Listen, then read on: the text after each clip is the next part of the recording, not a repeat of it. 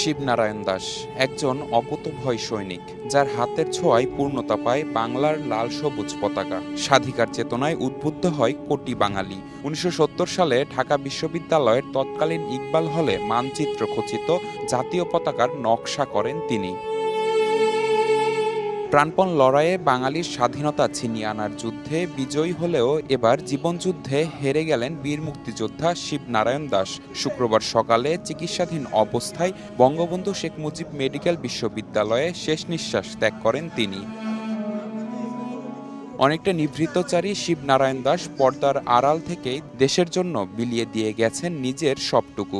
তাই তো মৃত্যুর খবর পেয়ে হাসপাতালে চলে আসেন স্বজন ও সহযোদ্ধারা। পতাকা যেটা শুরু হয় জয় বাংলা ব্রিগেডের পতাকা, উনি খুব ভালো আঁকতেন। বাংলাদেশের মানচিত্র আঁকাটা বেশ কঠিন ছিল, তো ওনাকে নেতৃবৃন্দ ডেকেছিলেন এবং তিনি সবুজ জমিনে লাল বৃত্তের ভিতরে সোনালী রঙে মানচিত্রটা উনি প্রথমে আঁকলেন। মুক্তিযোদ্ধারা একে একে চলে যাচ্ছে। মুক্তিযুদ্ধের ইতিহাস আগামী প্রজন্মকে জানানোর জন্যে শিবনারায়ণ দাসকে জানতে হবে, তার ইতিহাস জানতে হবে। এই যে পতাকা আমরা যুদ্ধের মধ্য দিয়ে প্রতিষ্ঠা লাভ করেছি আর কি, সেই পতাকার মর্যাদা রক্ষা করে বাংলাদেশকে একটা আরও সমৃদ্ধির পথে, বৈষম্য মুক্তির পথে, সমাজতন্ত্রের পথে নিয়ে যেতে সক্ষম হব। 1, 2, 3 ঢাকায় জমি জিতে নিন 100% ক্যাশব্যাক সহ 20 কোটি টাকার পুরস্কার।